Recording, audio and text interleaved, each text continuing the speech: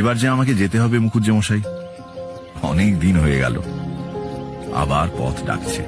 পরিব্রাজকের এক জায়গায় বেশি দিন থাকতে নেই, তাতে আসক্তি জন্মায়। এই যে আপনার সঙ্গে আমার পরিচয়, বন্ধুত্ব, এই পর্যন্তই ভালো।